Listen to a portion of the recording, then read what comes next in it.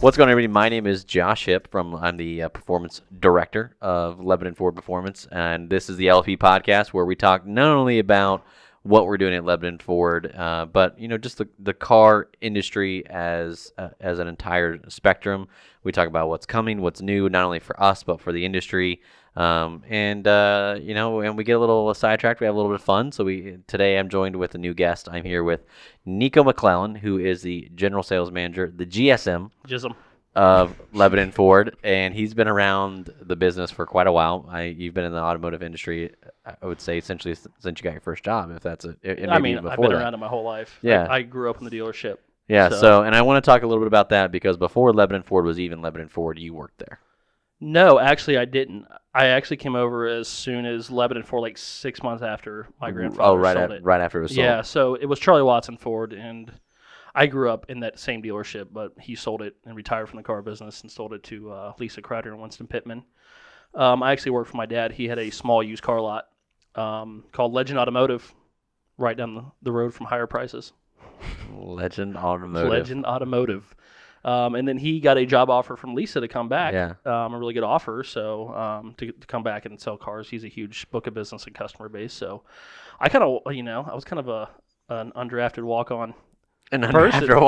Didn't interview or anything. Just kind of came in and, started washing cars. Yeah. So talk a little about that. But you and I have, you're obviously your family roots go a little bit further into the car business than mine, but we both have fathers in the business. We both grew up around Lebanon Ford specifically. So talk a little bit about, we'll talk a little bit about your grandfather and how long he had the dealership, and your dad and how long he was involved in the store before Lebanon Ford was even born. Sure, yeah. It's I've done pretty much everything, I think, on the variable or the sales side of the business now. So I've sold cars for a few years. I worked in the finance office.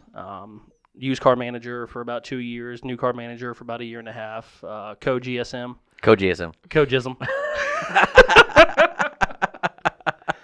Sorry, I'm trying to keep it. And then GSM about a year ago. Yeah. Just pretty much almost as soon as we got acquired by Kenwood Dealer Group. Yeah. Which has been great, by the way. Shout out to Steve Riker. Bob and Steve. Papa Steve. All right, so now your dad, Kevin McClellan, yes. the king of car selling. The king of car selling, the legend, yes. the myth, the legend himself. Yes. How long has he been in the industry? So he got in the business, I believe, beginning of '87. Oh my gosh. Yeah, so he was actually building houses in Florida because that's where a lot of his family was, and my grandpa offered him a job. So when you come up here and sell cars, he's like, no, I hate car salesmen. I hate everything there is about the car business and car salesmen. I can't stand them. He's like, well, just come try it out. You might be pretty good at it. And plus, he is like, well, it kind of runs in the family. We were like the least handy people around. I can't build anything. My wife has to build everything in our house. It's embarrassing. I'm like, thank God the car business exists because I would be in big trouble. So he came up and gave it a shot. And he was actually telling me that he used to hide in the bathroom because he was too nervous to talk to customers. I think he told that on my very first day after getting hired at Nissan, or maybe my very first month of training. We did a little 30-minute session with Kevin. It was part of the training program, and I came up and I remember sitting there next to him, and he goes, at that time I thought he was, and still is, probably one of the most confident men I've ever met in my entire life. He exudes confidence because he's so good at it. He's been in the business for so long. And that was one of the first things he said. Look, man, I understand you're probably scared right now. The first time I was selling cars, I would run in the bathroom and not sell cars. Yep. Because I was terrified to talk to the customer. And look at me now. Now I work, whatever hours I want, whatever business I want, and I have, an amazing client base that comes back every year. So. Well, was it last month or 2 months ago that he had a record sales? Yeah, so it was the most he sold in a long time. So he's kind of on the back nine of his career. He's just turned, he'll be 66 in January, but he sold 27 cars. Killing it. And he works probably, around 35 to 40 hours a week. But like yesterday, it was about 2 o'clock and he was done for the day kind of, but wanted to come back for an appointment. And he's like, well, I'm going to go home and take a nap. Call me if somebody comes in. I was like, good for you. Killing it. So no, he's taught me a lot, and he's been, an inspiration for a lot of people in the business. Yeah. He got me in the business, Charlie Watson in the business, Dan in the business, like half of our sales staff. He was, I wouldn't say it was only him.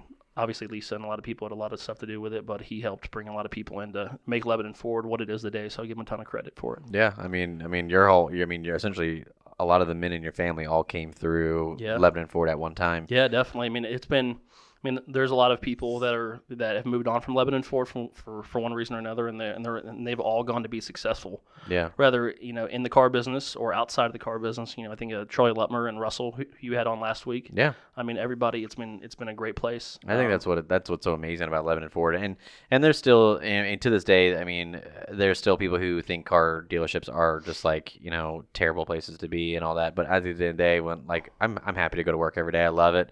We certainly foster a lot of growth in not only the business but our people. Yeah. We invest in our people, and for people watching, I had some people message me offline after the last one, and they asked some questions about, hey, talk a little bit about people's backstories and stuff like that, and that's the reason I asked you about your dad and your grandfather and how they come through. And a little known fact is that when I transitioned to Lebanon Ford from Nissan, when we sold one of the other dealerships that we owned at the time, I hated car sales. I was not good at it, and it just wasn't in my blood at the time. Sales wasn't my thing. It wasn't your passion. It wasn't my passion. I was doing a job that I thought was fulfilling. It was just income. That's all I looked at it as, was income. And rather than leaving the dealership that I had been around, because my dad had already worked at the dealership since inception, because Lisa hired him I think 2 years after she bought the dealership. He started out as like a service writer. He started at Lincoln Mercury of Dayton, which is closed now, doesn't exist. And about a year before they closed down, Lisa was looking for better service advisors. She looked at the top 5 highest scoring customer satisfaction scores on service, and he was number 2 for like 4 years in a row. She called him and said, I see your stats. I don't even know you. That's all I need to know. Do you want to come work? Offered him a little bit more money than he was making at the time, and he interviewed with her and interviewed with other people at the dealership, and it was a little bit further. He had to drive like an extra 25 minutes to work every day because we live so close to the dealership. And he's like, you know what? At the end of the day, I think there's a better future at Lebanon Ford. He got that same feeling from her and from the other people that he interviewed with, that this is going to be a place that I'm going to be able to grow at. Yeah.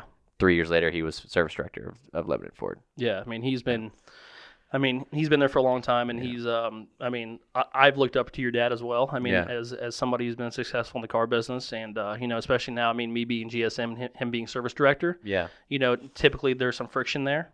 I think that your guys' relationship, having seen relationships of other stores inside and outside of the rest of the group, I think that relationship is one of the strongest, least combative relationships that you can see. Yeah, because it's, again, instead of being a bunch of different departments in one store under one brand, we're all Lebanon Ford. Right, exactly. So, if I have a service issue or a customer that's upset in service, I'll take as much ownership of that issue or that problem, and Jason will do the same thing for sales as well. Exactly. Well, and I think one big thing too is with Lebanon,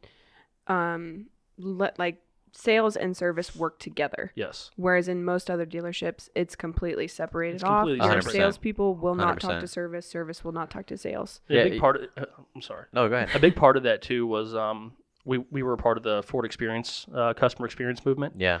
A man named a consultant from Ford, John Macleod, came in. This was years ago. When I was a new manager, and he was instrumental in getting sales and service together, because it wasn't always like that, even though that we were a good team. Yeah. But we've always had that vision, and so it's a big part of our culture at our store. I completely agree, and that's a big thing from dealerships all over the country and probably all over the world, back to the beginning of car dealerships, that there's always been that friction there. Yeah, and the fact that we can alleviate as much of as possible between our house just speaks volumes about our team and about what we're trying to achieve. You know what I mean? And that's the reason why Lebanon Ford continues to go up.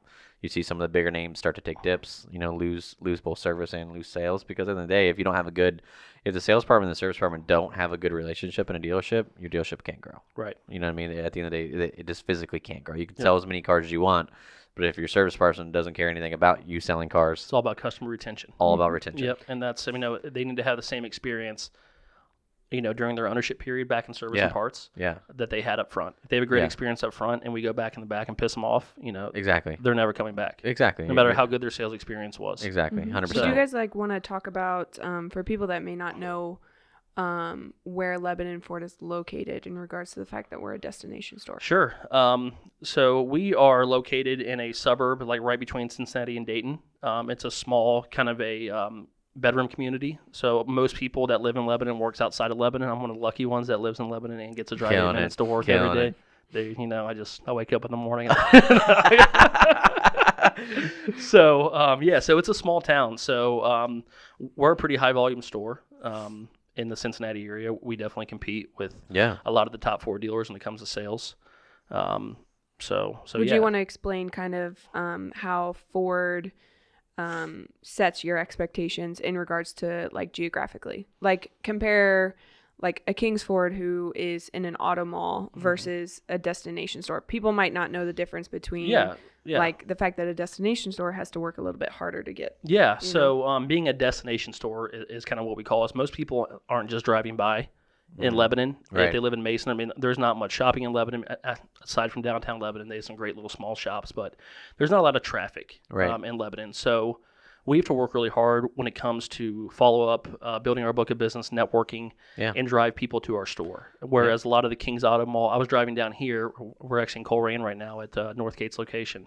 And there is so much traffic here, even at 2:00. Oh my gosh! It's like Fields Earl. Oh my gosh! If you don't leave by 3:30, you hit traffic. Yeah, so we gotta go. All right, cut this off. It's been fun, guys. I think that back to what I was saying before. I talked about my pops. When I transitioned out of sales into the accessories, and that was one of the reasons that we wanted to have Niko on, is that Niko and I actually. Niko was the one who gave me an opportunity to do something else in the auto business in lieu of leaving the auto business. Because I was looking at leaving. I was like, all right, I've been 11 in 2 months. I've sold 6. Nah, you just need to sit back down. I've sold 6 cars in 2 months. I'm like, I'm going to starve. I mean, hold on. Let's also think, this is when we sold King's Nissan. So we literally had like 27 salespeople. Yes. And at that time, we were only selling about 80 new cars a month, and probably around 50 to 60 used. We were a much smaller store at the time with way too many salespeople. You didn't have a book of business. No, I didn't have anything. Or maybe possibly the training to not to do it. But Josh, I was tasked, one of my first projects coming out when I was a sales manager out of finance was to revamp our accessory department. We're starting an accessories department. Yeah. And we needed someone to do that. So Josh was the perfect person. He's cool. I mean, he's he's hip. So I mean, he was definitely the right guy. And Josh, I mean, just absolutely grew this thing. I mean, on his own. I really didn't have any part besides picking Josh in it, and he made this thing happen. And that's where Josh really got his opportunity, and people took notice of the job that he did. And helped him get to where he is today. So that was it. That was the platform in which we built a lot of things on, and have had a lot of fun. And I certainly learned a lot, and continue to sling some floor mats from time to time when I'm not selling superchargers. But no, I mean, if there's anybody listening to this that might think they want to be good as Josh at slinging floor mats and accessories, can't be done. Reach out. Call me. I mean, if you want the opportunity, come on, you can take the mantle from me. But I sold a lot of floor mats in my day. It's a tough position to hire for. It really is. I mean, and we'll kind of jump into the next thing. Why aftermarkets and accessories truly are a core profit center of a dealership. Is because, one, dealership margins, as we'll mention almost every week, are smaller and smaller and smaller. So the reason that we, and I want to kind of break down some of these stigmas. Like I just bought the car from you, and now you're offering me these products. It's not one because we want to keep selling and selling and selling and selling. Is one because we want you to have every opportunity that you can to get everything that you deserve, because you're spending a lot of money. You're making usually the second largest investment is a vehicle, second only to a house. So we want to give you the opportunities to acquire things that you're going to need. Most people spend a considerable amount of money accessorizing their vehicles within the first 60 to 90 days of ownership. So that was the reason for creating the accessories program. Right. And though, again, a margin on a floor mat is maybe $10. But you as a customer, you deserve to be offered those things. And nowadays, if you're a dealer listening to this or trying to understand how Lebanon Ford does what we do, it's that we took on the mantle of bringing on aftermarkets, not just accessories, but performance program, and deciding that this was going to be how we're going to grow our business. Yeah. It's built into the culture. We accepted that status quo is only going to get us so far. If we want to grow as a business, we need to enhance our offerings, and that's how those things were kind of put together. I mean, and having our current sales staff too, I mean, I truly think that we need a single point person for that. Yeah. Just like finance, that's what they specialize in. Yeah. Because after the salesperson sells the car, they sit back in their chair like, "Oh, I'm done. You know, I don't have to sell anything else. I'm done doing it. I just want to be friends and make friends." So to ask them to go and do that, they have their plate full with so many different things that the manufacturer asked them to do that we asked them to do after the sale. So it's better, I think, to have that person. Yeah, and I think, at the end of the day, I think it just creates a more well-rounded sales team, if you can call it a sales team. I mean, I'm continuing to try to approach this idea of that we don't sell anything, that we just help people acquire it. Sure. And that, so and that comes from when I went out to Galpin Ford with Chandler when we first visited Whipple Superchargers. We took a stop by Galpin Auto Sports, and I got a tour by a gentleman who I've been very close with the last couple of years. I met at SEMA the first time. His name is Brian Hills. He was originally he up until the last few months was actually the manager of Galpin Auto Sports, which is the largest customs facility in the world. Galpin's one of the biggest Ford dealers in the country. Galpin has been the largest dealership for like 28 years in a row. And for people that don't know, Galpin was the shop that they used for Pimp My Ride. Yeah, Pimp My Ride, really? West Coast Customs. That was a good show, man. Yeah. What never happened to that? Mad Mike actually still works there. Does he really? Yes, he does. He actually still works there at the counter, I believe. How about Exhibit? Whatever happened to him? Exhibit is not on staff anymore, unfortunately. But that facility is literally just as wild as it is in the TV show. It's exactly the same. Like, none of that was staged. That's their actual facility. Yeah. Well, and they have a restaurant too, right? So the way that Galpin works, and at one day when Lebanon Ford is the number one Ford dealership in the world, Come on. we will. Well, They literally sell cars, or I should say they help customers acquire vehicles 24 hours a day, in both sales and service. So when you come into the dealership and you want to buy a Focus at 9 a.m., you don't take delivery until at least 2 to 3 o'clock in the afternoon. Why is that?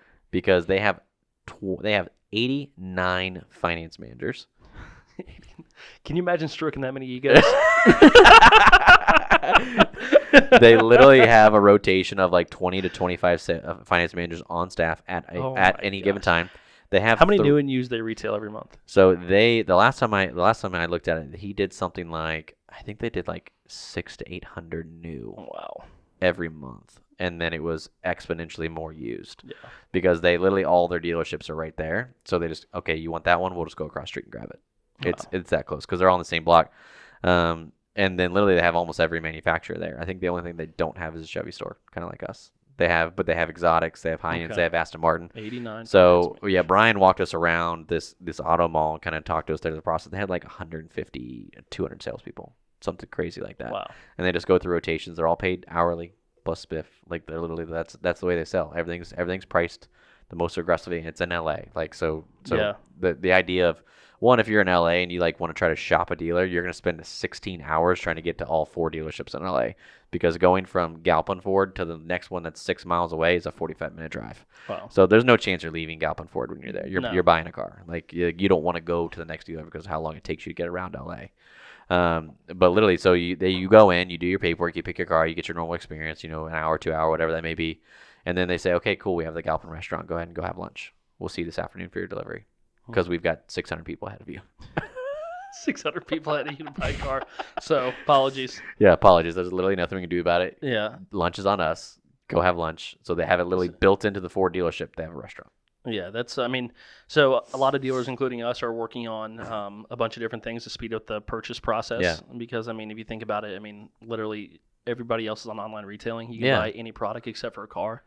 So, like, trust me, we're trying. I think we have a great process. The only people out now are like Carvana, but That's all used stuff. Yeah, correct? Carvana. It's a whole different thing. I won't get into. Do you think that, not to even talk about Carvana, but do you think that there is a time in which new vehicles are sold that way? Yes.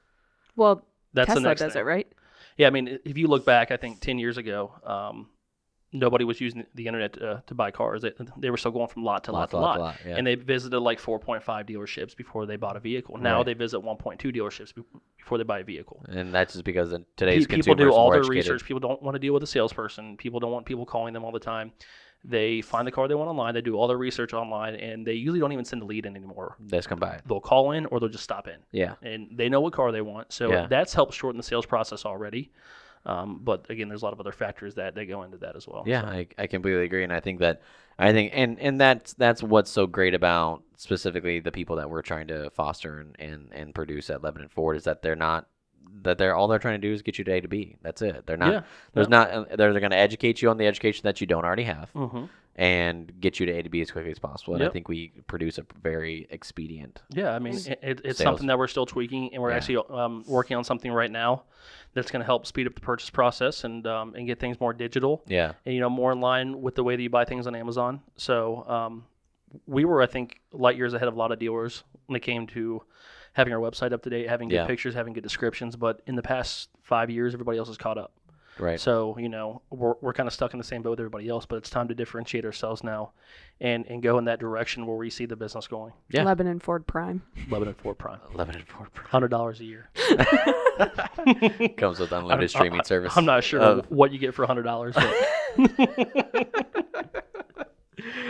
All right. I want to talk about the beginning of LFP because you were there. I was there. You were there. You watched the madness of the first week of our real big explosion. Yeah. And we talked about those with Russell. We got his perspective from a salesperson. I'd like your perspective of watching Lebanon Ford Performance grow. And it's really funny having Niko here to talk about Lebanon Ford Performance because Niko is not a performance nut by any means. Sorry, guys. It's just not my passion. He specifically told me before we started casting. Don't ask me about half shafts. I don't want to know what half shaft is. Or coilovers, okay? I don't know which one I like the most. just give me a softball and I let's like roll. the Whipple and the You're Roush. just here for the shirts. Yes, exactly. Here for the shirts I'm and the here to look coffee. good. All So right. yeah, the shirts and the coffee. I do all the boring stuff like measure and hold people accountable. So Make sure a performance team is doing what they're supposed to do. Yes, we have a regular conversation great, where by the way. Niko walks over to my desk and goes, "Where are we at?" Yeah. And then we How many Mustangs do we have? how many Mustangs do we have right now? And if the number is less than 50% of what we're expecting, I just get a look. Yeah. Fix it. Yes, okay, absolutely, right now. Josh is the director. I would never speak to him like that. Don't. Director Hip. Sorry for the insubordination. It's just a business card title. Don't worry about it. He's kind of a big deal. All right, so talk to me about where performance started at LFP because it started before I even became part of the dealership. Mm-hmm. I came in maybe a year or so after Charlie had started the whole thing. So Yeah. kind of talk to me about where it started, and then talk to me about what you remember of what I refer to as kind of like the hell week where 727 finally Sure. broke loose. Sure. So Charlie and I were actually, if I remember correctly, we were driving back from a funeral of a family member. Don't ask me which family member it was, but we were at a funeral. So, and then all I remember was getting like Charlie's phone started blowing up. And I was a finance manager that time, so I wasn't really involved in that part of it. But Charlie was still selling cars, but he was also working in this whole Roush thing. I was like, that's kind of cool. Charlie loves Mustangs, so Right. that's his thing. So, and then somebody sent a copy of the article to Charlie. We were in the car coming back from I think Indiana for the funeral back to work, and it was just crazy. It was blowing up, and he was freaking out. And, and we got back to work, and it was like I was playing receptionist and taking orders, and yes, this is real. Yeah, it's real. Yeah, we can sell you a Mustang in a supercharger for $39,995. Yeah. So yeah, it was just nuts. I remember just walking in and it literally like that morning when the phones kicked on because that time like the phones didn't ring before 9 o'clock. Yeah. As soon as the sales phones kicked on, like it was game on. Oh, dude, it was madness. Yeah, it was crazy. I mean, and, some guy I think from the drive, right, called us and interviewed us and didn't tell us who he was. Didn't tell us who he was, where he's from. He just Yeah. called and asked some questions about the article. So then he had written it, and then because Charlie had put it out on a blog, on like a Ford Life blog, which at the time very very small blog. Like no one followed us on Ford Life hardly. Ford Life It got shared. It got shared a couple times. It was like Ford Dash Life. Ford Dash Life. Yeah, it had like Jeff Kreider doing a handstand on the cover page for like 10 years. Right. Yeah, it's where next Jeff, to a Fiesta. It's like where Jeff put all his tech videos. Rumor has it it's still there. It probably is still Rumor there. has it he's still in the handstand. And then it got shared, and it got shared, and it got shared, and it got shared. And then MSN picked it up, then Road and Track, then Car and Driver, then Yahoo. And then when Yahoo hit it, I mean, it was like, it was a gold mine. Yeah, I mean, it was nuts, and we definitely weren't prepared for that. We were not. I think we were, probably selling 180 cars a month. And again, we're in a small town in, outside of Cincinnati, and we had 12 salespeople Yeah. and taking hundreds and hundreds of calls. And Yeah. we just weren't prepared for that. So, but we figured it out, and I'm still amazed that it's still growing and it's to where it is at this point. And it's a testament to our team. Again, we had Charlie start this thing and everything like that, but we had these guys take it off in a completely different direction. Yeah. And really turn it into what it is today. So. Yeah, absolutely. I mean, and that's the only way we've been able to keep going is a team. Yeah. Because at the end of the day, though there can be, we have these sporadic, phenomenal ideas that continue to enhance our program, such as the one that started the program. But at the end of the day, without the team backing it, without the people who have been a part of the team who may not still be with us or have moved to different positions. Russell Merton and Frank, Frank, who's moved into finance now, was a performance manager before myself. We've taken stuff from each other. Yeah. And really pieced together, one, a strong leadership team, and two, a phenomenal sales staff. Mm-hmm. And now we're growing these young BDC people who are continuing to help grow our team with facilitating, because we still do get, people think that oftentimes they get a call and people are like, well, they kind of like talk to us, one, because they're calling us a car dealership and they probably don't love having car dealership experiences. Yeah. But they call us and like, okay, well, and they kind of talk to us like I'm waiting for their call. Mm-hmm. Like I've been sitting there for 6 hours and I've been waiting for your phone call. When reality is that, Jacob Harris asked me this morning, Josh, how many calls do you think you personally take a day? And I said, well, I did it a couple weeks ago. I take about 70 calls a day. Let's give out your cell phone number on this thing, want to? I mean, put it on. Text me. We'll just Text put and it call. at the bottom. Yeah. Anytime, it doesn't matter. Anytime. 2 a.m. is completely okay. Ask any questions. Our default answer is just go to the website. Yeah, exactly. Go to the website. Go to the website. So he asked me that. I'm like, yeah, I think I take about 70 calls a day. And multiply that by the 8 people that are on the team that are on the sales staff. That's an idea of how many calls we're taking in every day. Yeah. Still to this day, 4 years in. Yeah, it's crazy. So if we get to the point where our salespeople were answering the leads and trying to sell cars, and they had their expectation and they had their monthly sales quota they still had to hit. Yeah. But also make sure that our performance customers were getting responded to in a timely manner. But adding the BDC is taking that off their plates, and they're only handling it from the deposit on. The customer's committed and ready to purchase the vehicle, and that's when they get involved. So that's definitely helped a lot. Yeah. So when you call in Lebanon Ford, you're going to be greeted by so we obviously have a call group, so all of our salespeople are going to be able to answer your call. That's no problem. But typically, you're going to start now. Whether you've submitted an internet lead or you're calling in, you're going to start in our BDC, and that's two Jacob cubed is what we're calling them because they're both named Jacob. So you have both these young men, Jacob, both young enthusiasts, and one is a big Mustang nut, owns a Mustang himself. The other one is a very eager young gentleman who wants to be an entrepreneur, wants to be a salesperson, wants to grow through the business. Yeah, he's going to do great. And he's going to do great things. So they're both there to answer all your questions, facilitate those early responses, and just kind of help you understand what we're doing here. And then if you're ready to move forward, you're ready to look at some real numbers and talk facts about what it's going to take to acquire an LFP vehicle. Then you're going to move over to our sales team. And then eventually you're going to meet Tim, who is our performance sales manager, who's my counterpart. And then should you go all the way through the process and we decide to build you decide to have us put together a vehicle for you, then you get to hang out with me and the techs, and we put the car together. So it's a really straightforward process. I think people think that it's much more complicated than it is. Well, I think it's really also simple. because of 10 years ago, the car dealers. process. Buying a car 10 years ago was awful. Yeah, but still people have that perception of you're going to get haggled, and people think it's going to take 6 months. And I'm like, no, we can put together a car in 3 weeks. Because it's part of our culture, and we have a process that's been fine-tuned over the years. Yeah. Service and parts and sales are all in sync together. There's a very specific order that we go in. And also you left out Dan Bear. Dan Bear, the man himself, Dan Bear, who is... He's going to be your finance person. And then Frank Kulak was who our also, former performance manager. He is now a finance manager, so you got may get a call from him as well. You got 2 strong people to help expedite your paperwork, teach you about all the abilities to protect the vehicle long-term as far as, extended warranty, stuff like that, handle all your financing, get all your paperwork with your lender put together very quickly, and then it's overnighted to you. So, the paperwork can take as little as an hour phone call to quick overnight, and you overnight it back, and then you're funded, and we're ready to put your car together.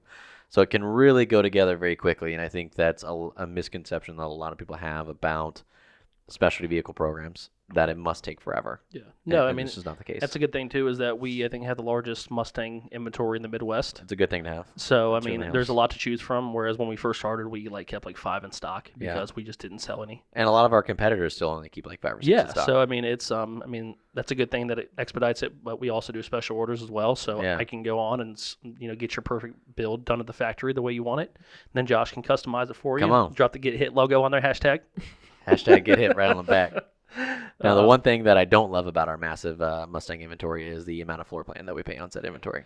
So, so if you're unfamiliar with how a dealership works, most dealerships, I would say probably 99.9% of the dealerships, don't usually own their inventory. Correct. You need to keep that cash flow going. Right. So usually there's an outside company that owns all of the inventory when it comes in from the manufacturer, and then we pay what's called floor plan interest, meaning that any unit is physically on our floor plan. Yeah. We pay the company, is it monthly?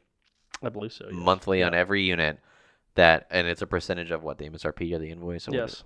Which one is it? MSRP. MSRP. Yep. So we pay a percentage of the MSRP to said company until the vehicle is sold, and then that essentially goes against our cost of the vehicle when it all washes out. Correct. right? Yeah. You're a net profit. Yeah. So when we say we have the largest Mustang inventory in the Midwest, which we do, that means we also have the largest amount of floor plan Yes. in the Midwest. Yeah. So we love having great offerings, but we definitely want that's to. why it's very important for us to sell as many Mustangs as we can every single month to keep our Yes. inventory turning. We want to keep it turning. And keep that interest down. But Ford Credit, that's who we floor plan with. They help with Gotcha. They give us credits. Oh, okay. Against it to still encourage people to Yeah. order vehicles and everything. And we scaled our inventory. Not only did we sell a ton of Mustangs, which we do. We sold 188 last year. Yeah. Which was phenomenal. That's to give you a spectrum. There's how many Ford dealerships is there? In New car dealerships in the United States. I don't know. You don't know. I think In the U.S., the number is 4,400. So there's, I think that's right. It's either 3,400 or 4,400. I just know our zone in our region. There's 180 in our region, which is which is the Cincinnati zone, right? No, the zone is the city of Cincinnati. So the region is the Great Lakes region. So it's Indiana, West Virginia, Ohio. I think it's Kentucky. I think it's global. I think it's global that there's that many dealerships. I don't know. There's a number out there for dealerships that I believe is a number, and I can't tell you if it's North America or if it's global. It's 4,400, and Lebanon Ford is last year, when we finished last year, was number 26 in Mustang sales out of all those dealerships. Yeah. And if we say this year we're trying to pace out to do 200 this year. If we do 200 this year, we'll be in the top 20 Mustang sales of dealerships in the entire world. If you have a month like last month, I think. Good Lord. Yeah, we sold 23 Mustangs last month, and about 60% of those left with a power adder of some kind. So that gives you a scale of how many vehicles we're putting together, and that doesn't even include the trucks. No. We did 5 supercharged trucks last month. Yeah. That doesn't include the lifted trucks that we sold last month. Nope. So I think if you look at our performance specialty vehicles that we sell every month, we're based on last month, I think we did 30 and change. We try to do between 25 and 30 RTR lifted, Roush, supercharged, whatever it may be. Custom vehicles every month, so that's kind of our goal. Do you want to talk about the Mustang not Mustang, but the F-150 that potentially just got sold to Mr. Andy Dalton? Oh yeah, so let's talk about what that looks like. So we put a post up. Hannah, when are we posting this? Friday? I don't know. Okay, whenever we post this. Well, So you put something up already, didn't you? We put up a photo of a Roush supercharger with a hold tag on it. That's a number 14 Andy Dalton. So what that means is we're really excited about a new partnership that Lebanon Ford Kenwood Dealer Group is taking on with a massive athlete here in Cincinnati. Though I am admittedly not a Bengals fan. You're not a Bengals fan? I am not. So what are you? I'm a Patriots fan.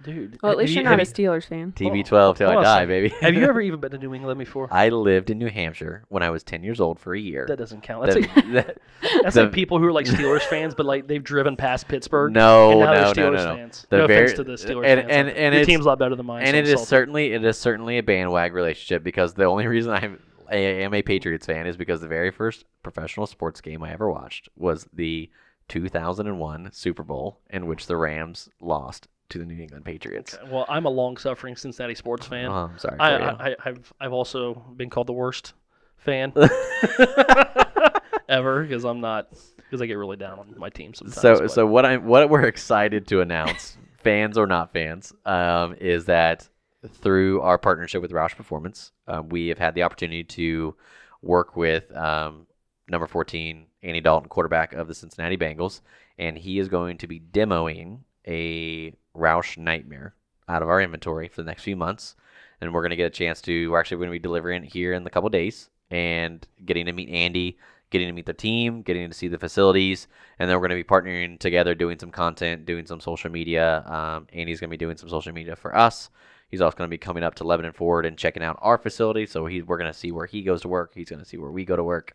And we're going to partnership up with his foundation as well. Was he coming to the dealership at all? Yeah. Oh, okay. Yeah, put it in there, man. Dude, come on, man. I said, look. It's communication. It's the thing we're working on in this relationship.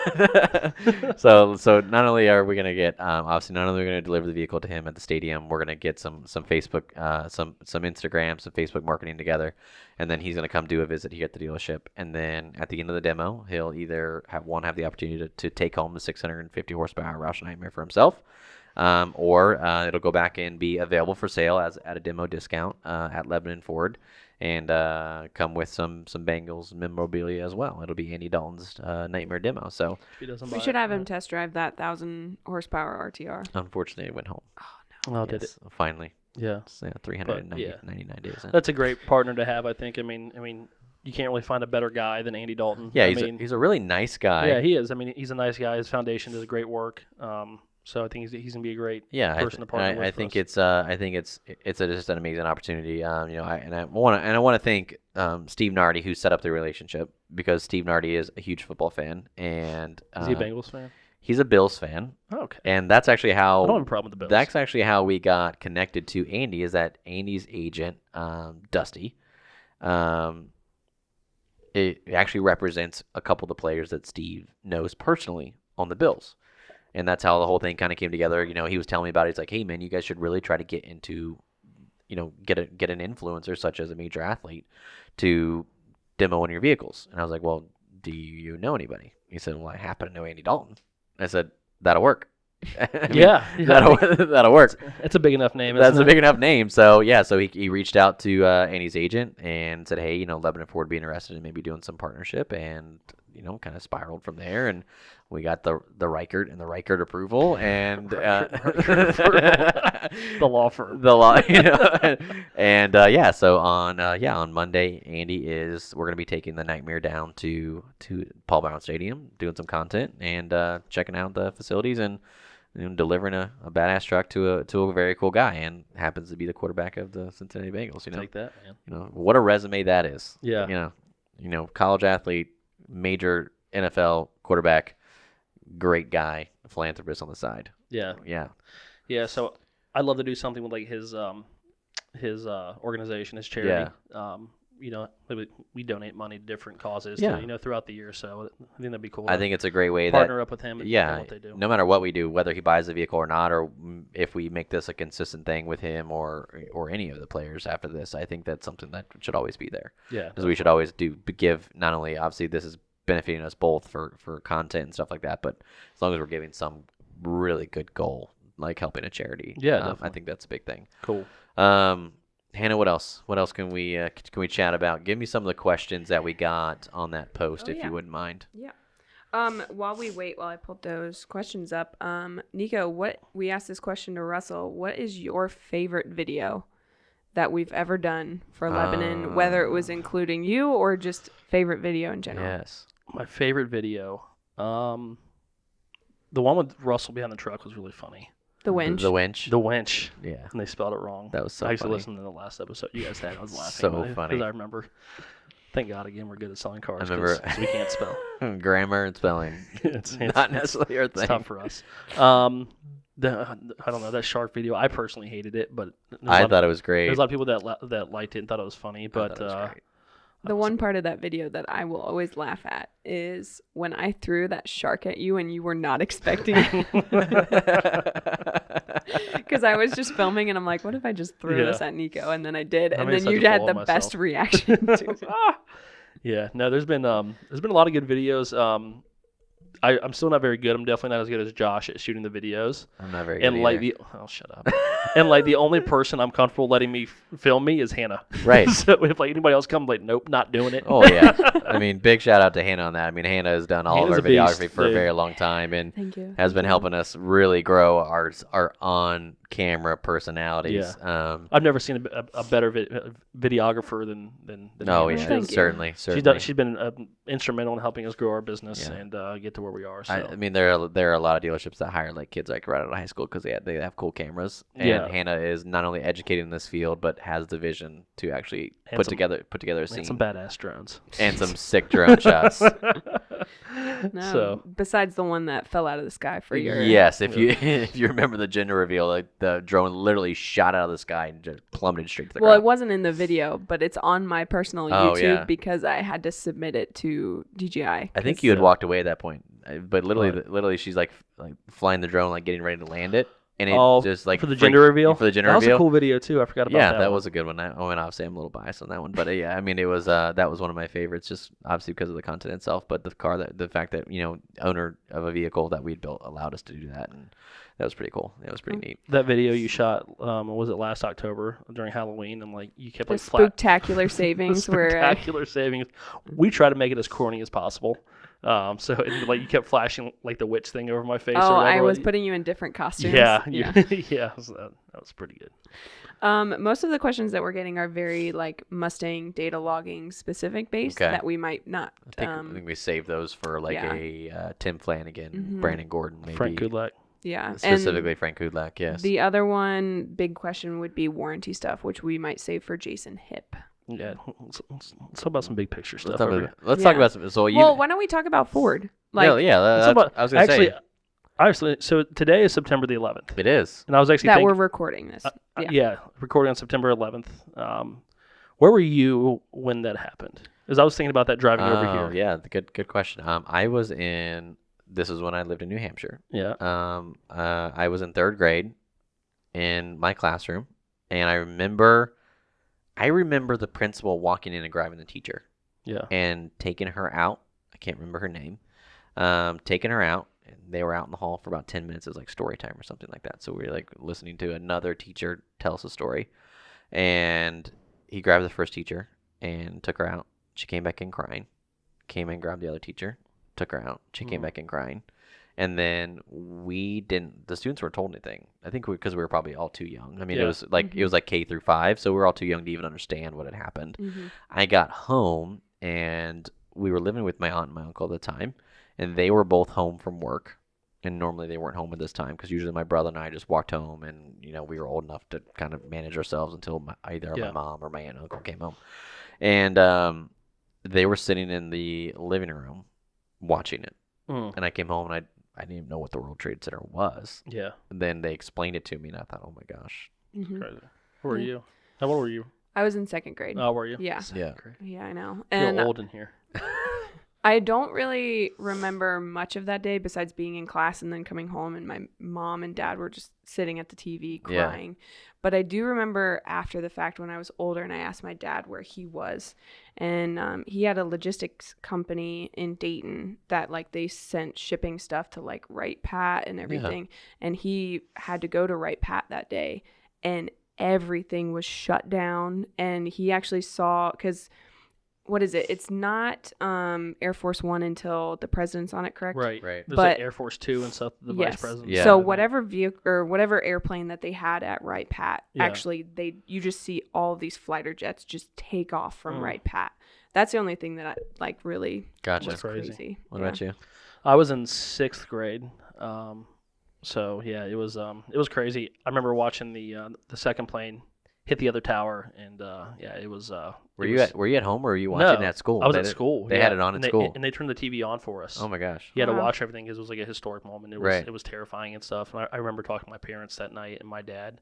My mom, she told me that she wanted to come get me, but my dad wouldn't let her. Said, hey, Right. everything's gonna be fine and stuff like that. But it just, Yeah, it's still crazy. I mean, 18 years ago, I think it is. Yeah, 18 years. 18 years. That's I mean, wild, it's, man. It's nuts. So I mean yeah. that, and I was reading some of the stats of how many people have not only that died that day, but that have had complications since. Oh yeah, cancers Well, and everything. yeah. That whole courtroom case with John Stewart. I Yeah. think, Yeah, Stewart, the John where- that Mhm. was which was he had a guy with him who actually died like a couple weeks after that in hospice. Yeah, Mhm. That was actually a first responder. yeah. I mean, saw on Twitter that they have a petition going around of making 9/11 a national holiday. I think it should be. Yeah, I I think it mean, should- yeah. I think it's one of the of our generation. It is the single most important thing Yeah. Oh, that's absolutely. happened in our I mean, generation. it shaped our our entire life. Growing up for us. Yeah. Being Mhm. younger people, and I mean, it seemed like we were at war. Our country Mhm. was at The war entire time. like the entire time Yeah. growing up. Like we were in Afghanistan, then Iraq, and like we're still there. Yeah. Like Yeah. it's nuts. Yeah, it But, puts a lot of things in perspective It's also too. crazy to see the what is it, Generation Z? Mhm. There's people that don't know. That don't Yeah. even know. It's like Mhm. David Anderson was What- born in the year 2000, who works for us now. So it's I mean, yeah. There's some of these kids that they don't even know what it is. Yeah. They're learning about it in their history books. yeah. At school as they're Yeah. going through school, they're learning about it in history books. Yeah. Whereas when we were learning it, it happened. It was real. It happened to us. Mhm. Yeah. So, and there's so many good foundations that you can become a part of, or that you can donate to, and you can sponsor. So if you're watching this and you don't normally do that, that's and I don't normally plug donations of any kind, but I think that is one thing that you can absolutely go do and feel good about, Mhm. and because there are still people that are the first responders that are dying because Yeah. of helping save other people's lives. Mhm. So definitely, if you don't normally donate to a charity, I would encourage you to look up some of the 9/11 relief funds, and I would encourage you to Well, and also, to donate. Right now, Ford has, even though it's a small amount, it has for the month of September, Ford has rebates for first responders. Yes. Yeah, On specific vehicles. yeah, and good for Ford, and I know a lot of the manufacturers do that, but good for Ford for supporting people who put their lives at risk every day. To be Absolutely. the first Mhm. responders, Yeah. because those are the people who are truly saving people every day that we Mhm. don't even know it happens. Yeah. One other thing that we want to jump into, especially about Ford, and I think this is a good thing to have you here for, Niko, is the future of Ford, of what we expect to see at dealerships. And by what I mean that by is vehicle lineups. What do we expect? And we talked a little bit about electric vehicles last time with Russell.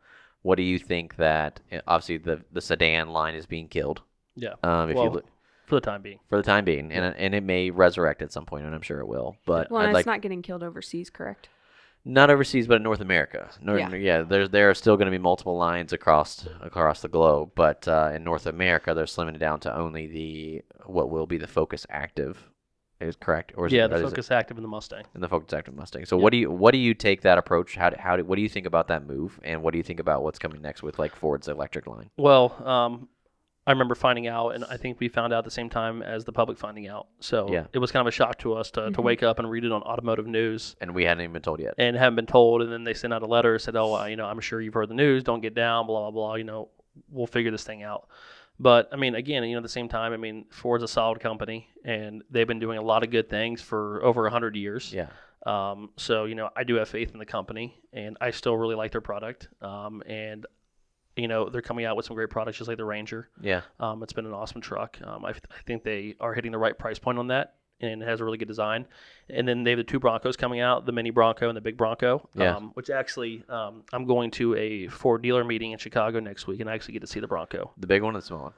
I think both of them. Oh my goodness. Yeah, I hope that the large one is white yeah. and with a temp tag on the back that just Stop. says the juice. The juice It the comes juice with is a loose. complimentary glove. I fully intend on buying a white Bronco. You watched a documentary on FX. Oh, I watched it. It was really good. It was very. Did you watch the American Crime Story series about it? No, I didn't. that was even That was better. good. That No, I was, in didn't. my Mhm. opinion, Didn't better. watch that. Yeah, it was very good. That's something we should talk about too, is TV shows.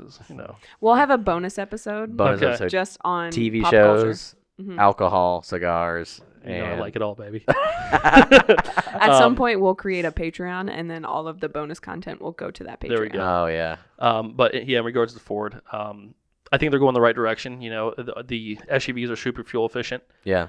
So with the EcoBoost engines, everything's going to a 4-cylinder that's turbocharged. Right. So you're still getting the power of a V6, but you're getting better fuel efficiency. Right. Right. So the Broncos gonna be great. I'm sure they're gonna come out with some other cool vehicles down the line. Yeah. But Ford makes more money on the bigger stuff, and they sell more of it. So if that's their decision to do that, we just have to make the best of the situation and figure it out. Yeah. So and we're still going to carry. We're a Ford certified. That means that we sell used vehicles that go through a 172-point inspection. They get a 7-year, 100,000-mile warranty. So I'm still making a point to go out and get the Focuses and the Fiestas and the Tauruses and the Fusions and certify those to have those for people. At the end of the day, there's that market still. Yeah, Though people Ford still is buy their saying that the cars. market is not there for them. Yeah. There still is that market. Yeah. So some people are saying like, oh my gosh, the sedan is dead. That's not the case. No. Ford may be backing out. I think GM followed shortly after with saying the same thing, that they were going to back out on Chevy. Yeah. Chevy sedans are going to go away as well. Those Except cars are. Even the Camaro, they're even killing the Camaro I again. know. Yeah. That's. So I mean, literally, they're going crazy. all SUV and truck. They're going all in on that. Yeah. They're getting rid of everything. So I think that Ford is just saying that, look, that this may not be our space right now. No, it's just not good because Ford's not making money on them. The dealers aren't making money on them. But again, at the end of the day, it's a good price point for the customer. Yeah. It gets them an affordable payment or an affordable car that's reliable. So we'll see which direction it goes in. But again, Yeah. at the end of the day, it's about the profitability for the company. Yeah. And they're going to do whatever what's makes best them, for them. whatever makes them money and the things the customers buy. Yeah, great. I completely agree. And what I'm I think most excited about moving forward on Ford is, one, their push into performance lineup, specifically the return of the GT500, the return of the Cobra. Super exciting. Very, very excited. We have 3 orders submitted right We now? have 4. 4 We orders have 4. submitted. So You got your demo lined up yet? come on, you know what I mean? So and let's just let's speak to that. So the GT500 obviously is going to be out. It's a 2020 model. Orders are being punched right now. Yes. The first lines are going to be probably pulled. Maybe you'll see one before the winter. Maybe not. Some people think they're going to hit right away, but they're not. I was told recently November. November for the first ones to hit. Yeah, for the first orders to hit. And then from what I've heard beyond that is that November to February is full production shutdown, because the tires, and I heard this from Tim, and I don't know how accurate it is, but I think it's fairly accurate, that the tires, the Cup 2 Michelin Sport Cup 2s, which are the same tires that are on mine, are physically cannot withstand sitting outside at Flat Rock in the snow. They will crack. Wow. The tires themselves will crack. So what I understand is that the first ones are going to drop prior to winter. You're going to get a full shutdown for 4 months, and then spring. That's why they're saying late availability. Yeah.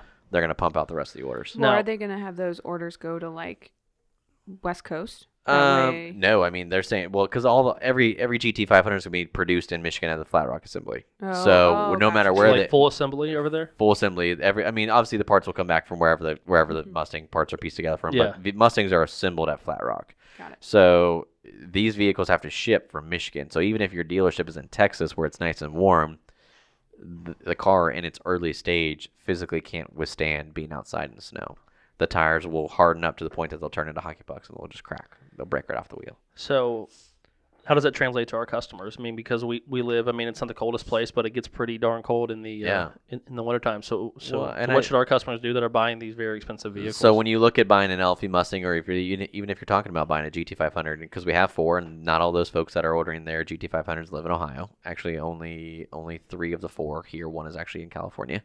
If you're looking at buying a high-end performance model such as a PP2 like I own, and you're out of state, at the end of the day, we can facilitate a purchase so that your car can be built and put on a carrier and come right out to you into a clean climate. Most of the tires that are on the Mustang can withstand it. It's specifically the Cup 2 tire, that track-oriented tire. If it just sits outside in the snow for extended periods of time, it's gonna wear, it's gonna break, it's gonna crack, and then you're gonna have issues with the tire. The tire itself is only meant to be at a high temperature anyways, as it's creating friction on a road course and then continuing on its way. So if it's just sitting there for weeks outside at Flat Rock or outside a dealership lot, the tire's integrity itself is getting damaged. So if you're from out of state, wintertime for LFP is one of the best times of the year.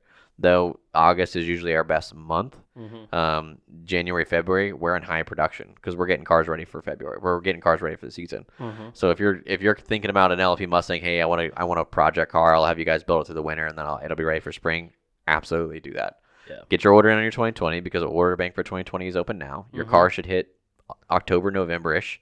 And then once the aftermarkets catch up with calibrations and product adaptation, because most people think, okay, well, the car didn't change, you guys should be able to build me a car right away. That's not the case. I don't know if you even knew that. So when Roush switches from 18 to 19 and 19 to 20, even though the car isn't any different, they have to redo the entire calibration, start from scratch. That's great. So Ford says, here's our new 2020 calibration. Write it, we'll take it back and review it, and then we'll let you have it. That means Whipple has to get a hold of a car, ProCharger has to get a hold of a car. All these companies, that's the reason these companies buy a car every year, because they have to physically start from scratch and build a new calibration. Do all the R&D on it. They have to do all the R&D over again. Remember, was it last year when we had the Whipple ordeal? Yeah. And they didn't have a supercharger ready, and we had all these people orders Right. and stuff like that. Exactly. So I mean, it's crazy. Yeah, I mean, and R&D, and that's the way we're gonna have it. So like, we have people who have already placed orders on 2020s, and we'll set the expectation now, and we set the expectation with them. When you place your order for your 2020, it's not that I can't give you a time scale. I can tell you a window in which your car will physically hit the ground. I can't give you a time scale of when I can tune that vehicle. Yeah. Because if Roush waits till February to adapt the calibration, which isn't going to be the case, they've already got a 2020 in their shop. They've probably already got it figured out. They're going to wait until they're ready to adapt it to the 2020. They'll probably wait till December-ish, and then they'll say 2020s are available. Whipple will probably be January-ish. They'll go ahead and adapt. ProCharger the same. I mean, when the 18 hit, we literally sold 3 or 4 manufacturers their R&D cars. ProCharger came all the way from Kansas City and got a car from us because we just had the biggest selection. Was it also late model restoration also bought theirs? The very first 18 car that we ever had, late model restoration, flew from Austin, Texas with a check and bought the car and drove all the way back just so they could start R&D'ing wheels and suspension and all the different stuff for the 18. Yeah. So I mean, there is going to be a lag on producing 2020 model LFP Mustangs, and that happens every year. Yeah. We expected, and that's why we really get jammed busy during January, February, March, because the aftermarkets catch up, calibrations and parts start to become available, and we start getting busy again. And then I think our busy season is like January to mid-October, and then we get a lull in November usually, and then and then beginning of December, as we start to close out the year, is usually okay. January is when it gets really, really busy again. Yeah. And it just starts to kind of gangbusters. And hopefully this year's a little bit different as well. I mean, we have almost 70 19s left. And I think that'll 19 be the Mustangs. Yeah. So, I mean, if you're looking for a great deal on a leftover vehicle, I mean, it's not leftover, but still on something, ending its cycle in a model year, just reach out to us because we have some great deals. Especially in December when we get to the national clearance event or whatever clearance event. You get to the end of the year sales and stuff like that. I mean, I think we should see like 0% hopefully come back out again. They ran it last month. It was huge. I think that's a big reason why we did. Yeah, it was huge. 20 plus Mustangs, so that should hopefully come out. Yeah, and you can finance the supercharger in there at 0%. I mean, why would you? No interest. And show me the negatives here. I'm getting an up to 800 horsepower car out of the box and not paying any interest on it. So it's the same as cash deal. Some people say, well, why would I want to finance a supercharger? Well, one, that's one of the big services that we offer. We give you the ability to finance your extras into your deal for the most part. Yep. You don't have to put, the big chunk of money down. Not many people that buy these cars have an extra 10 grand laying around. No. So, and then when the big incentives come out from Ford where you do get 0%, that's a game changer because then you're getting it all wrapped into your financing, little to no money down, and you're building equity a lot quicker. And then paying that supercharger off a lot faster. If you ever want to trade the car back in, you come to Lebanon Ford, you trade it back into us because we'll give you a lot more money for it. Yeah, and we love seeing our cars come back because one, it's nice to see where they've been. And you guys take really good care of them as well. Typically, LFP owners are very meticulous about their cars, and the next guy really enjoys it too. You know what I mean? We like being able to see this car progress through multiple owners and make multiple people happy. We just had a gentleman from Florida who traded in one of our original 727 cars for a GT350, and now he's moving on to his second LFP car. Yep. So that's very cool to see. Going back on, I'll have 2 more questions because we're over an hour. Okay. And also I'm starting to get low on. I told you, man. Dude, I you and I, dude. I think that you talked about 50 minutes. I think I talked for about 10. It's the same way as work. But the 2 questions I have are talk a little bit about the whole stigma of dealer markups when specialty vehicles come down. And then 2. I can't hear you. What? Just the stigma. Well, well. And then I'll give you the second question. I'll let you handle Sure. Niko. Okay. I was actually reading an article about a Chevy dealer. He's one of the largest Chevy dealers in the nation, and he doesn't mark up the Corvettes that come in. Now, granted, I think their production is going to be a lot more than ours. C8s are going to be quite a bit more Yeah, I than mean, GT500. there's dealers I think that are getting like 30, 40, some of the big dealers. So, again, it's not quite as a specialty vehicle. Yeah. But I appreciate, them, and that's their decision as a business. Yeah. From us, we aren't getting very many of these things, and we did decide to mark them up. Were we doing 15,000, I believe? We did 15,000. Yeah. So I still think that we're on the lower end of it. Oh, certainly. I mean, there are other dealerships in Cincinnati that are doing 25. Yeah. And some people on the West Coast and the East Coast are probably doing 30, 40, 50 plus. California dealers. I mean, when the new Raptor came out, and Raptor has historically been an MSRP or above vehicle because of limited production on the Raptor. Yeah. Ford produced in 2017-18. Ford produced quite a bit more than they usually would. But when they first hit, there was California dealers doing 20 grand over sticker on a Raptor. Yeah. We had people from California coming to Ohio to buy a truck and shipping it to California, because even at whatever the 2,000, 3,000, maybe 5,000 we were over on Raptors when it first hit, that was a $15,000 savings to dealerships in California. Yeah, I mean it's definitely worth the trip over here. I have a customer who lives in Beverly Hills, and he was originally on our GT500 list and decided to buy a C8 because it is a slightly less expensive vehicle, not because of markups, just because Chevy's entry level is a little bit lower than GT500. I think it's like 57 is their entry level, and that's for like a Grand Sport. Yeah. And which is that's all he's after. He's after a Grand Sport. So he decided to forego his GT500, and I asked, hey, well, what are dealerships getting for 500s out there? Because I told him we're 15 grand over, and he goes, oh, he's like, I talked to 2 dealerships and they were both 30 to 40 over. Yeah. Which is insane. It's at the end of the day, I mean it's crazy, and it's not something that we take lightly, because again, I think you and I have been talking about this for like 6 months before the car even came out. Time, yeah. So I mean, it's first of all, when these cars are in production, or not even in production, people are putting their deposits. Yeah. We don't know what the market's going to be on them. Yeah. So I don't know to mark them up, to keep them at MSRP. Yeah. But so we finally landed on the number of 15 because we thought it was fair, and we're selling them. Again, I mean, I'm a proponent of supply and demand. I mean, at the end of the day, it's a low supply, high demand vehicle. I've got vehicles that we sell into holdback all day long. Yeah. I've got hundreds and hundreds of them. And we do it every single day. So, if there's an opportunity to make a little bit more money for us. Profit's not an evil word, I'm afraid to say. It's not. I mean, and you have a lot of other manufacturers that make big money on iPhones and no doubt. And different stuff as well. So that's one crazy thing is that, I just don't want to go crazy on it. I know, I agree. And 15,000 I think that is below the market. I think the market's 20 to 25. Yeah. Nationally. And that's something that we've always tried to do is price below market. And there are a lot of transparent. And be transparent in our pricing. And don't get me wrong, there are a lot of dealerships at MSRP or at 5 or at 10, but that's their choice. That's their decision. That's their decision. Mm-hmm. And we're not saying they're wrong or they're right, or that we're wrong or that we're right. We are in the market in which that we've measured to other dealerships in our market. Yeah. Where I think we're under the market. Yeah, it just goes back to that thing where people call, dealerships stealerships and stuff like that, and say we're greedy and stuff like that. But I mean, at the end of the day, we have a business to run, and we're very transparent in the way that we do things. We price almost every single thing that we have under sticker, with the exception of maybe a couple Raptors, but most of our Raptors are priced at invoice pricing right now. Yeah. So yeah, I mean, it's definitely a touchy subject that gets people going. But until you walk in someone's shoes, you don't know where they're coming from or how they operate their business. Right. And we've always tried to be fair with people and do the right thing. Not only that, but at the end of the day, every customer has the opportunity to say no. Yep. Absolutely. There's no one's forcing you to buy a vehicle at over sticker pricing. You have the option to say no. Yep. What do you got? Beautiful thing about capitalism, baby. Last question. What is the most interesting or coolest delivery that you have had over your automotive experience?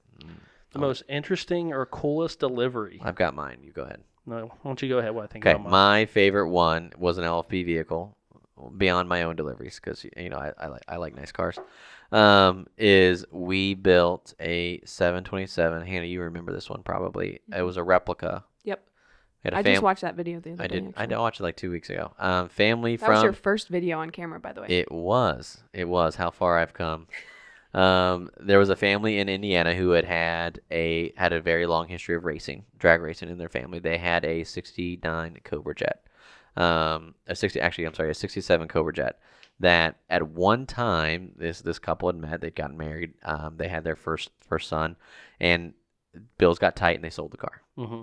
and it was worth a considerable amount of money. It was an original '67 Cobra Jet race, drag race car, and they got rid of it to pay for bills and pay for the birth of their second son, and then had the opportunity to buy it back. So one, how crazy is that they got their car back, not a different car, the same car, and then they approached us right when the 727 hit and said, "Hey, the father of the family said, I want to buy my wife an LFP Mustang." Yeah, I remember this. What she didn't know is that he was designing the car to be a replica of their 67. She thought she was just picking up a ruby red 727. What she picked up that day was one that was literally vinyled the same way with the same C-style stripe, had the same color wheels, had the same hood scoop, had all the same attributes of their 67, modernized in a 2017, 50 years later. So she actually cried. In the she video bawled too. her eyes out. She bawled her eyes out, and we surprised. She didn't know the whole family was there. The whole family had come in hours before, and they were in the shop waiting for it. And then we rolled both cars out. The whole family came out. It was just very emotional, very exciting.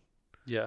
That was a fun one. I mean, there's been a lot of cool and special deliveries. There's just one that sticks out of my head too. It's I know he's a big fan of Lebanon Ford, but AC Ray. Oh my, yeah. When he comes AC. in, he brought a bottle of bourbon and like some beer for some people, and he was so excited, and that's what makes your job worth it, and like you're truly like helping people, and like and making them feel joy. So you're not just selling them a product; it's people are passionate about this. So it's very cool. And we've had the opportunity to come across people, and we'll kind of wrap this up. We've had the opportunity to come across people that are genuinely amazing people. Like Chris Ray, when he came in, super humble guy, had worked his way up from nothing and built a great career, met a very lovely woman, married his wife, and one of the very first things he says is, "This is the second most beautiful thing that I've ever got compared to my wife." Yeah. That's awesome.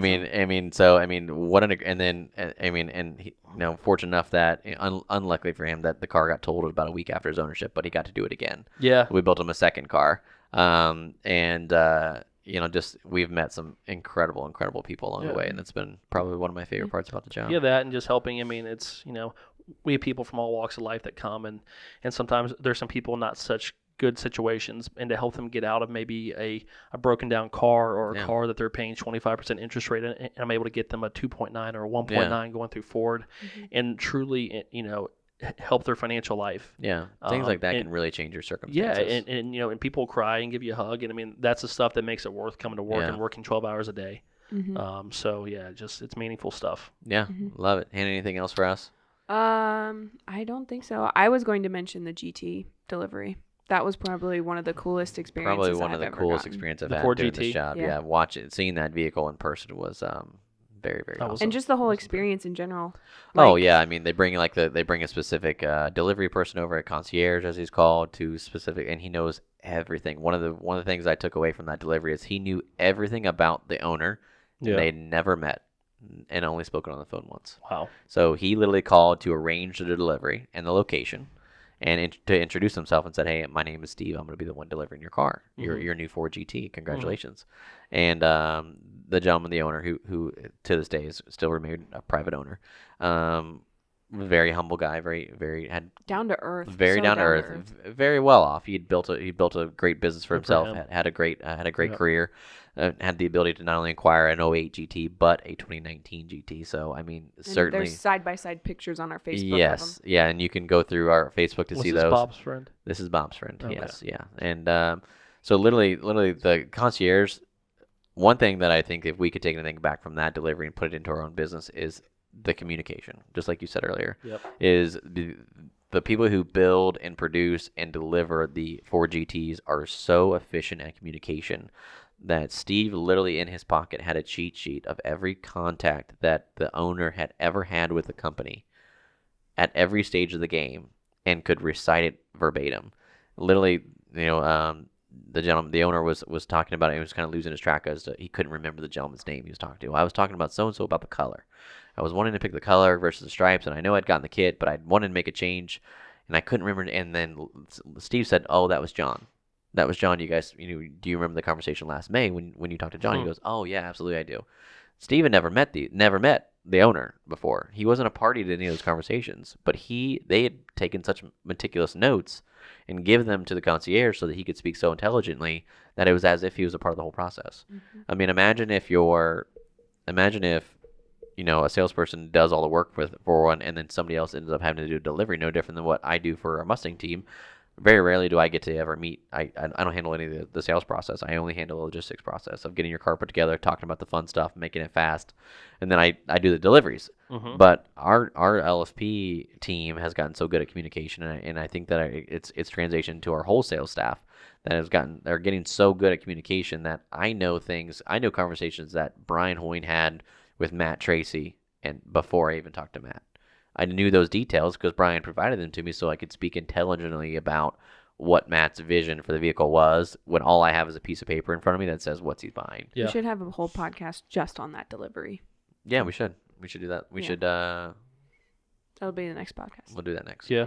So if you want to check out our podcast, you can see them all on our YouTube. We're going to be uploading to the different various channels here coming soon after we develop a few more episodes. I want to thank Niko McClellan for sitting there with us, the GSM of Lebanon Ford. Thanks for having me. An absolute mentor of mine and an inspiration to the entire sales staff. He keeps us in line all day and keeps us moving forward, and we really appreciate his leadership. Hannah behind the camera, as usual, our mediator and moderator, and You're welcome. doing phenomenal jobs with the camera. And next time we'll have a new guest and a new topic, and we'll see you guys then. Thanks, guys. See ya.